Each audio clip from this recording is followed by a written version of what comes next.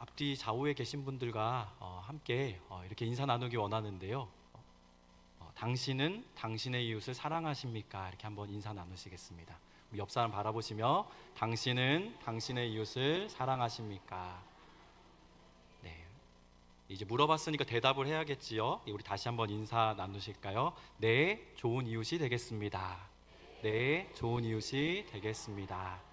네, 우리 중고등부 시절에 레크레이션 할 때마다 했었던 게임이었었는데요. 그때마다 당신은 당신의 이웃을 사랑하십니까? 하고 그 질문에 따라서 이제 옆 사람이 바뀌기도 하고 그 제가 사랑한다고 했던 대상들이 이렇게 바뀌는 게임인데요. 여기서 사실 해보고 싶기는 한데 그러기에는 그럴 수가 없고, 네, 우리가 질문을 통해서 우리가 한번 이웃을 사랑하는지 한번 생각을 해봤습니다. 우리나라 사람들은 참 정이 많지요. 동네에 처음 본 사람이 이 길을 좀 헤매고 있거나 할 때에 누가 시키지도 않는데 그 사람한테 먼저 가서 물어봅니다. 어디서 왔는지, 또 어디를 찾으려고 하는지 물어보기도 합니다. 또한 이사 온 사람이 있을 때에 마을에 잘 적응할 수 있도록 우리 마을에 어떤 게 좋고 또 어디 가면 맛집이고 또 어디에 가야 누가 잘 알려주고 하는지를 알려주기도 합니다. 어릴 적 초코파이 그 과자 광고에 보면 이런 노래가 있죠. 네. 말하지 않아도 알아요.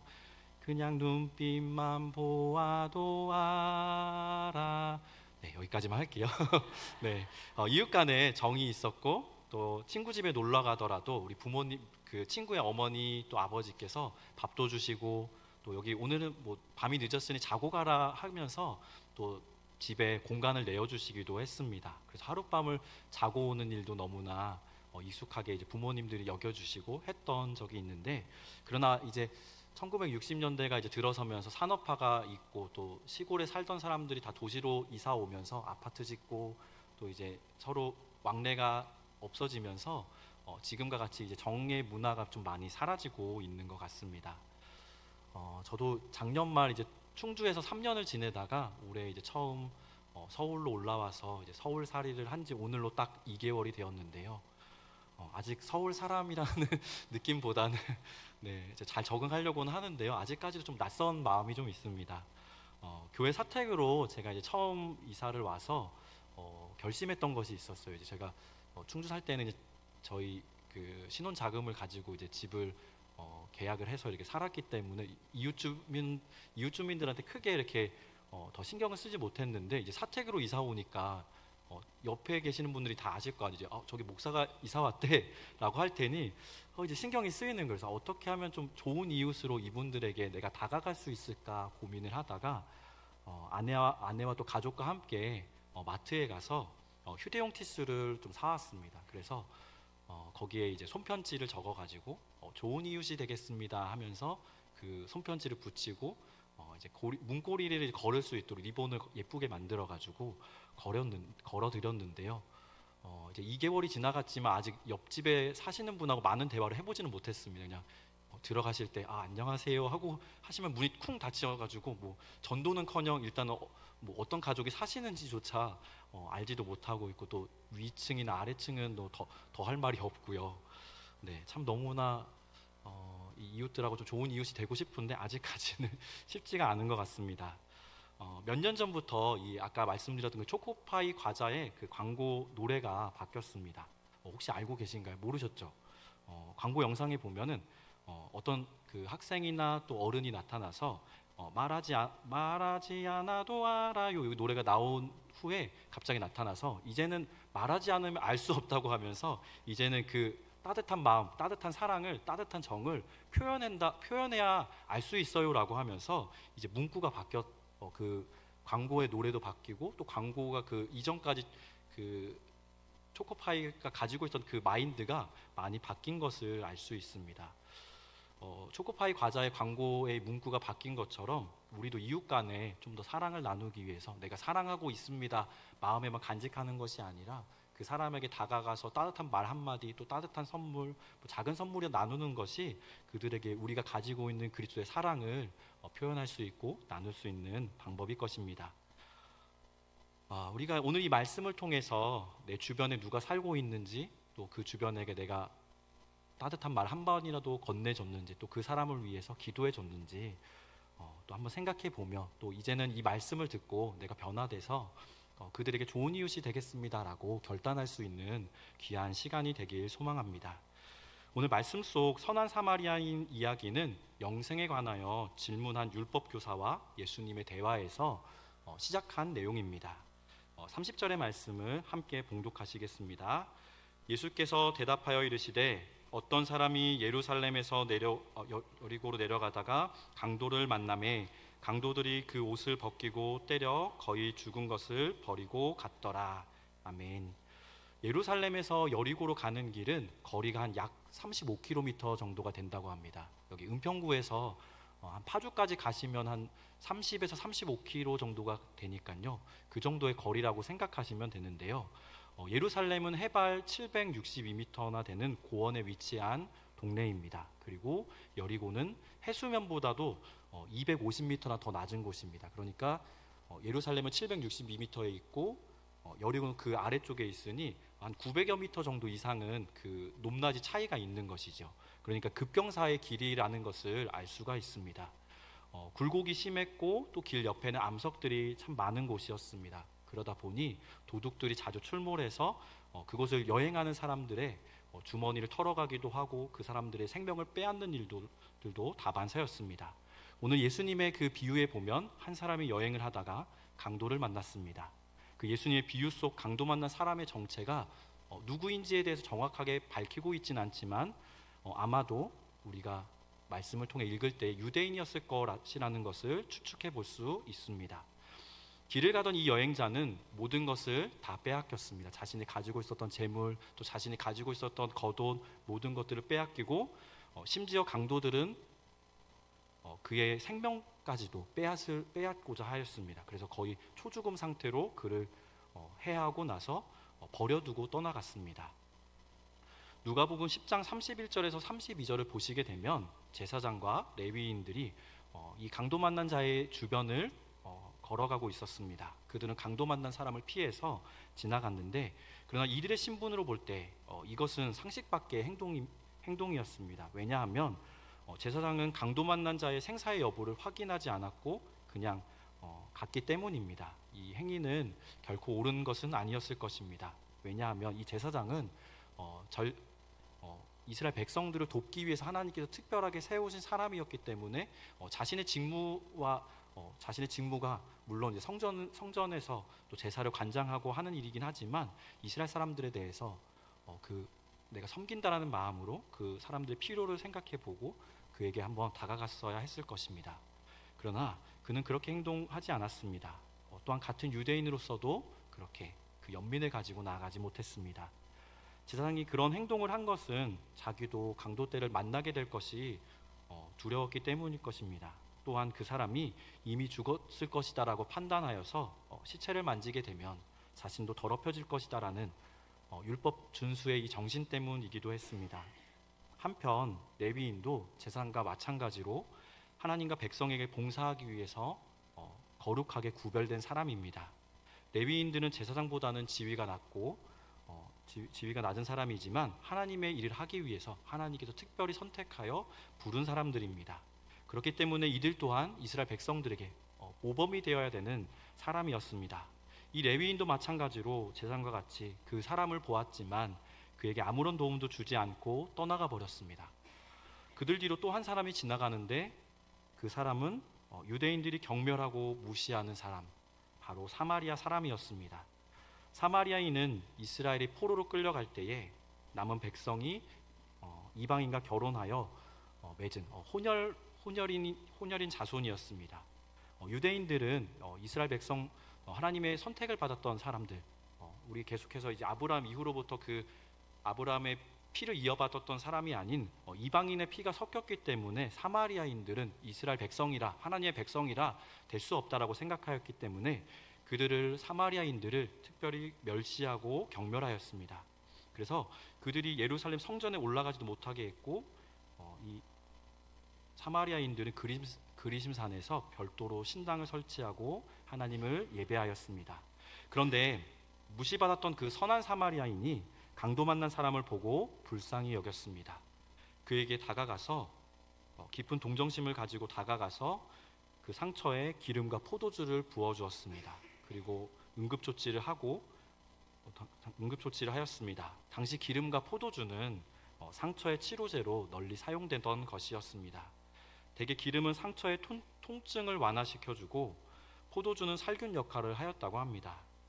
그는 기름과 포도주를 상처에 바른 후에 싸매어 주었습니다. 그 여행자가 비상시를 대비해 붕대를 가지고 다녔다면 다르겠으나 그렇지 않았다면 아마도 이 사마리아인은 자신의 옷가지를 또 겉옷을 찢어서 그 아픈 강도 만난 이웃을 위해서 그 상처를 싸매어 주었을 것입니다. 그리고 탈진한 환자를 자신의 나귀에 태워 여관까지 데려왔습니다. 그리고 그 사마리아인은 여관 주인에게 그를 부탁하고 계속해서 돌보아 줄 것을 부탁하였습니다. 34절에 나오는 이 돌보다라는 단어는 디모데전서 3장 5절에서 교회를 돌보다라는 의미로도 사용되었습니다. 이는 사마리아인이 환자를 책임감을 갖고 끝까지 돌보아 주었음을 강조하는 누가복음의 저자의 표현입니다. 주막은 성경에서 이곳에만 등장하는데요. 이 주막이란 표현은 누구나 받아주는 장소를 의미합니다. 그래서 서민적이고 넓고 큰 여인숙을 의미하는데요. 지금 사마리아 사람은 현재 여행을 다니고 있는 만큼 남을 도와줄 충분한 여행 자금이나 일정 계획이 없었던 사람이었습니다. 그럼에도 도움이 절실히 요청되는 사람을 위해 자신의 바쁜 시간, 자신의 물질을 희생했습니다. 또 뿐만 아니라 그는 2데나리온을 주막 주인에게 주며 이 사람을 돌보아 달라고 부탁하며 돈이 더 들면 자신이 돌아와서 그것을 갚겠다고 약속하였습니다. 역사가 폴리비우스에 의하면 이 금액은 약 2개월 동안 숙박비에 해당된다고 합니다. 자신이 한 번도 만나지 못했던 사람, 그 사람을 위해서 자신이 2개월 동안 숙박할 수 있는 돈을 이 사마리아인은 그 사람을 위해서 희생한 것입니다. 어쩌면 받지도 못할 수도 있는데 그 사람을 위해 희생한 것이죠. 이 사마리아인은 완전한 이웃사랑의 모범을 분명하게 보여주고 있습니다. 왜냐하면 그가 공경에 처한 사람을 돌보아 주되 완전히 회복될 때까지 책임감을 갖고 그 태도를 유지했기 때문입니다.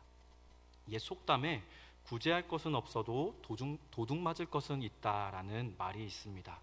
이것은 남을 도와주고 구제할 만한 것은 아까워서 하나도 없지만 막상 도둑 맞을 만큼 값 나가는 것들은 우리 주변에 있다라는 말씀입니다.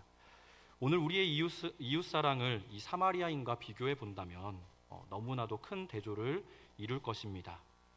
이웃사랑에는 아까 말씀드린 것처럼 마음과 물질, 또 수고와 노력, 시간과 관심이 요구됩니다. 우리가 남의 것, 또 공공의 소유를 가지고 선한 일을 하자고는 외칠 수 있지만 막상 내 것, 또 내가 가지고 있는 시간, 내 것을 털어가지고 그 선한 일을 하자고 한다면 선뜻 나서는 게 쉽지 않습니다. 인색해지기 쉬운 것이죠. 진정한 이웃사랑은 일시적이며 충동적인 동기에 의해서 그래서 행해져서는 안 됩니다. 끝까지 완전하게 책임의식을 가지고 그 사람이 일어설 때까지, 그 사람이 회복될 때까지 행동해야 되는 것입니다. 그렇게 할 때 성도들을 사랑하시되 끝까지 사랑하신 그 예수님의 온전한 사랑을 우리도 조금이나마 실천할 수 있을 것입니다. 누가복음 10장 36절에서 38절의 말씀을 함께 봉독하시겠습니다. 내 생각에는 이 세 사람 중에 누가 강도 만난 자의 이웃이 되겠느냐? 이르되 자비를 베푼 자니이다. 예수께서 이르시되 가서 너도 이와 같이 하라 하시니라. 아멘.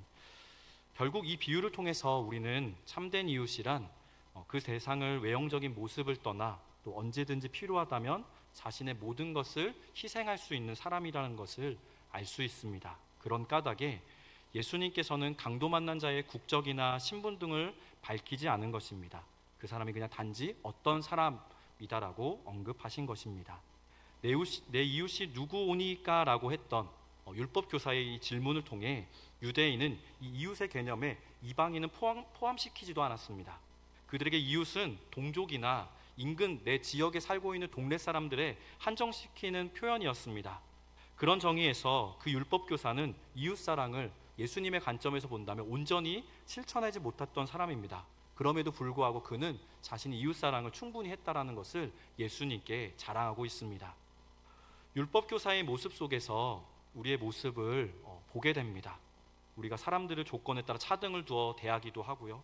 또 내게 이로우면 이웃이고 내게 이웃이 되지 않으면 또 내게 해로운 시설이 들어오면 혐오 시설로 낙인 찍게 되기도 합니다. 우리가 교회가 코로나 겪을 때에 동네에 좋은 이웃이기보다 혐오 시설로 낙인 찍고 교회를 다닌다라고 이야기하는 것이 너무나 어려운 때가 있었습니다. 그래서 우리가 좀 몇 년 전만 해도 우리가 혐오 이웃이었는데요. 지금은 물론 달라졌겠지만 그렇게 보기도 합니다.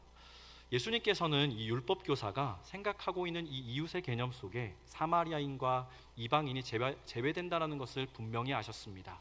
그래서 예수님은 율법 교사를 깨닫게 하시려고 이 사람의 질문에 대해 선한 사마리아인의 비유를 통해서 들려주시고 그에게 또한 질문을 통해 깨닫게 하고 있는 것입니다. 예수님의 질문의 의도는 누가 나의 이웃인가에 대한 관심으로부터 나는 누구의 이웃이 되어야 하는가로 그 율법 교사의 관심을 다른 곳으로 돌리고 계십니다. 누가 나의 이웃인가라는 이 질문은 나의 중심으로 나에 대해서 사람들이 어떻게 생각하는지를 먼저 나의 중심으로 이웃을 대하는 것인데요. 나는 누구의 이웃이 되어야 하는 것은 타인의 중심에서 그 타인에게 내가 어떤 빚을 지고 있고 그 사람이 어떤 이웃이 되어야 될 것인가라는 것이 서로 다른 것입니다. 예수님은 누가 사랑받을 자격이 있는가를 말씀하지 않으셨습니다.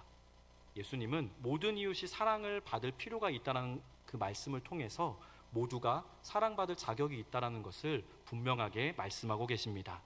자신의 이웃이 누군가를 미리 정해두기보다는 스스로 이웃이 되어가는 자세가 그리스도인들인 우리가 또 우리 오늘 이 말씀을 듣고 있는 우리 모두가 가져야 될 바른 태도임을 예수님은 오늘 말씀을 통해 우리에게도 말씀하십니다. 강도 만난 자의 이웃이 누구냐는 이 질문에 율법교사는 자비를 베푼 자니이다 라고 대답했습니다. 율법교사는 당연히 사마리아인입니다 라고 대답을 했어야 됐는데 자비를 베푼 자라고 표현함으로써 예수님의 그 의도, 그 관심을 바꾸려고 하는 의도를 피하고 있습니다. 예수님께서는 이 비유를 통해서 민족적이고 인종적인 제한을 두고 있는 이 유대인들의 이웃 개념을 타파하시고 그들이 원수처럼 대하고 있는 사마리아인들도 우리의 이웃이다라고 말씀하며 그들에게도 우리가 이웃 사랑을 실천해야 될 것을 분명하게 말씀하십니다. 율법교사는 유대인의 선입견에 사로잡혀 고정적 이웃을 확인하려 했으나 예수님께서는 모든 인간적 담장을 허무시고 누구든지 이웃이 될 수 있음을 오늘 말씀을 통해 우리에게 가르쳐 주십니다. 예수님은 율법교사에게 가서 너도 이와 같이 하라라고 말씀하셨습니다. 율법교사는 이미 스스로 문답을 통해 얻은 교훈에 대해 어떤 이의를 달지 못했습니다. 그리고 예수님의 권위 있는 이 명령은 율법교사의 교만과 위선을 꺾어버리는 위험 있는 말씀입니다. 율법교사에게 중요한 것은 율법에 대한 전문 지식을 연구하는 것보다 영육간의 도움을 필요로 하는 자들에게 당장 하나님의 사랑의 마음을 가지고 그 사랑에 실천하는 것이 필요했던 것입니다. 예수님께서 말씀하신 사랑은 이기적이고 제한적인 것이 아닙니다. 예수님이 말씀하시는 이웃사랑은 우리 안에 자발적인 마음으로 무조건적이어야 합니다. 하나님은 오늘 이 말씀을 듣는 우리에게도 말씀하십니다. 이웃의 지경을 넓히십시오. 또 그리고 그들을 주님의 마음으로 사랑하십시오. 그들이 온전해질 때까지 끝까지 책임감을 가지고 사랑하고 돌보시기 바랍니다. 참된 이웃이란 그 대상을 가리지 않고 필요할 때 언제라도 자신을 희생해 가면서까지 남을 도울 수 있는 사랑을 가진 자입니다. 사실 나와 전혀 이해관계가 없는 자의 불행을 보고도 지나치게 일쑤입니다. 괜히 나섰다가 그 사람을 도와주려 했다가 내가 피해를 입는 것은 아닐까, 내가 불이익을 당하는 것은 아닐까, 내가 이 사람을 위해서 희생을 했는데 그 사람이 나중에 나에게 보상은커녕 나에게 해를 거하진 않을까라며 전전긍긍할 때가 참 많습니다. 현대 사회도 마치 예루살렘에서 여리고에 내려가다가 강도 만난 사람처럼 우리 주변에는 상처와 고통으로 얼룩진 사람들이 참 많이 있습니다. 우리 증산동에도 참 많은 분들이 있을 것인데요. 특별히 중장년층 중에도 1인 가구로 살아가고 있는 외롭게 살아가는 분들도 계시고 또 폐지를 주우며 하루하루 살아가는 노인분들도 계시고 또 제가 다 거론하지 않더라도 오늘 우리 주변에 또 예수 그리스도의 사랑이 또 우리의 이웃 사랑이 필요한 자들이 참 많을 것입니다. 뭐 세상은 그 지구에 살고 있는 다른 나라들 사람들은 더 말할 것이 없을 것이고요. 우리가 우리 나라 밖에 있는 사람들 사랑하는 것은 힘들다 하더라도 우리 나라 또 우리 주변 또 우리 내 이웃들 좀 한 주간 돌아보며 사순절을 보내며 예수님의 말씀 기억하며 이웃을 사랑하고 나아갈 수 있는 저와 여러분 되기 원합니다. 그리하여서 예수님께서 이 세 사람 중에 누가 강도 만난 자의 이웃이 되겠느냐라고 했을 때 예수님 선한 사마리아인입니다. 그리고 저도 선한 사마리아인처럼 예수님의 사랑을 실천하겠습니다 라고 대답할 수 있는 우리 모든 증산제일교회 성도님들 되시길 소망합니다.